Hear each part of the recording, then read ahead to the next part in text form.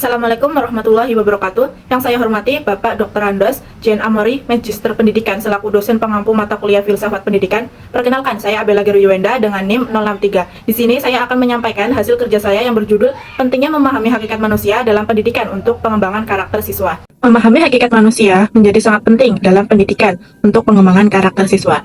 Pemahaman ini akan menjadi landasan bagi pengembangan kurikulum, metode pengajaran, dan lingkungan belajar yang holistik dan efektif dalam membentuk individu yang berkarakter, bertanggung jawab, dan mampu berkontribusi positif bagi masyarakat. Tanpa pemahaman yang mendalam tentang apa arti menjadi manusia, upaya pengembangan karakter akan tetap menjadi upaya yang parsial dan kurang berdasarkan latar belakang di atas, maka rumusan masalah dalam penulisan makalah ini yaitu sebagai berikut. 1.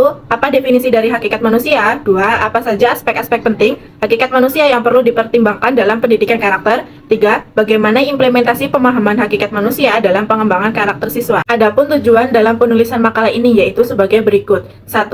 Untuk mengetahui definisi hakikat manusia. 2. Untuk mengetahui aspek penting hakikat manusia yang perlu dipertimbangkan dalam pendidikan karakter. Yang ketiga, untuk mengetahui implementasi pemahaman hakikat manusia dalam pengembangan karakter siswa. Langsung saja ke materi yang pertama, yaitu apa itu hakikat manusia? Manusia adalah makhluk bertanya. Ia memiliki keinginan untuk mengetahui segala sesuatu. Manusia bertanya tentang banyak hal di luar dirinya karena hasrat ingin tahunya. Dalam rentang ruang dan waktu, manusia telah berusaha untuk mengetahui dirinya sendiri.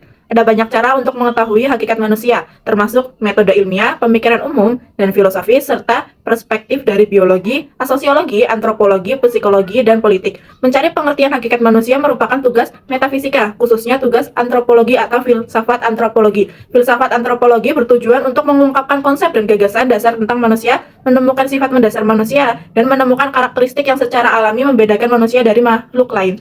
Berdasarkan uraian di atas, dapat disimpulkan bahwa pengertian hakikat manusia adalah kumpulan ide dan konsep mendasar tentang manusia serta tujuan eksistensi mereka di dunia. Materi kedua yaitu aspek penting hakikat manusia dalam pendidikan karakter. Di sini ada 5 aspek penting. Yang pertama yaitu manusia sebagai makhluk berakal budi atau rasional. Manusia memiliki kemampuan berpikir dan bernalar. Pendidikan karakter harus merangsang kemampuan ini melalui diskusi kritis dan pemecahan masalah. Yang kedua ada manusia sebagai makhluk sosial. Manusia adalah makhluk sosial yang hidup dan berkembang dalam berinteraksi dengan masyarakat. Pendidikan karakter harus menekankan pentingnya rasa tanggung jawab, sosial, empati, kerjasama, komunikasi yang efektif, dan partisipasi dalam kegiatan sosial. Yang ketiga ada manusia sebagai makhluk spiritual. Banyak orang percaya bahwa ada dimensi spiritual dalam diri manusia yang melampaui fisik dan mental. Pendidikan karakter dapat mempertimbangkan aspek spiritual ini dengan mendorong refleksi diri, pembentukan nilai-nilai spiritual, dan pencarian makna hidup. Yang keempat ada manusia sebagai makhluk yang berkembang. Manusia terus belajar dan berkembang sepanjang hidupnya. Pendidikan karakter adalah proses yang berkelanjutan dan tidak berhenti. Siswa harus diberi kesempatan untuk belajar dari kesalahan dan mengembangkan karakter mereka. Dan yang terakhir ada manusia sebagai makhluk moral. Manusia memiliki kemampuan untuk berpikir kritis, menganalisis situasi, dan membuat keputusan moral. Pendidikan karakter harus membantu siswa belajar berpikir kritis, memahami akibat dari tindakan mereka, dan membuat keputusan moral yang bertanggung jawab. Materi yang terakhir yaitu implementasi pemahaman hakikat manusia dalam pengembangan karakter siswa. Berikut ada beberapa strategi yang dapat digunakan untuk membangun karakter siswa. Yang pertama ada kurikulum yang holistik. Kurikulum harus mempertimbangkan aspek kognitif, afektif, dan psikomotor, serta dimensi spiritual dan sosial siswa. Materi pelajaran harus berfokus pada nilai-nilai moral dan pengembangan karakter siswa. Yang kedua ada metode pengajaran yang partisipatif. Penggunaan metode pembelajaran yang partisipatif, seperti pembelajaran berbasis masalah, dapat mendorong siswa untuk berpikir kritis dan memecahkan masalah. Yang ketiga ada pembentukan lingkungan belajar yang positif. Lingkungan belajar yang kondusif, aman, dan inklusif sangat penting untuk pengembangan karakter siswa. Guru harus menciptakan suasana yang menghargai perbedaan, mendorong kerjasama, dan menanamkan rasa saling percaya. Yang keempat ada keteladanan guru.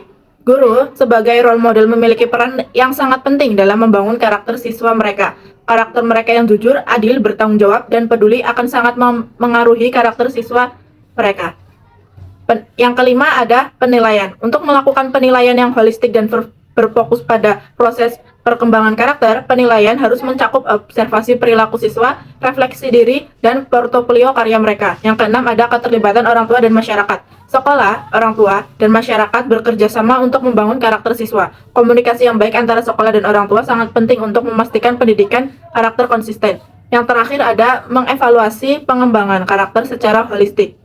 Evaluasi pengembangan karakter siswa tidak hanya melihat aspek kognitif, tetapi juga afektif dan psikomotorik. Metode observasi, portofolio, dan refleksi diri dapat digunakan untuk menilai perkembangan karakter siswa. Kesimpulan dari materi ini yaitu, memahami hakikat manusia merupakan fondasi penting dalam pendidikan karakter siswa. Pendidikan karakter yang efektif tidak hanya berfokus pada pengajaran nilai-nilai moral semata, tetapi juga harus mempertimbangkan kompleksitas manusia, termasuk aspek kognitif, afektif, dan psikomotorik.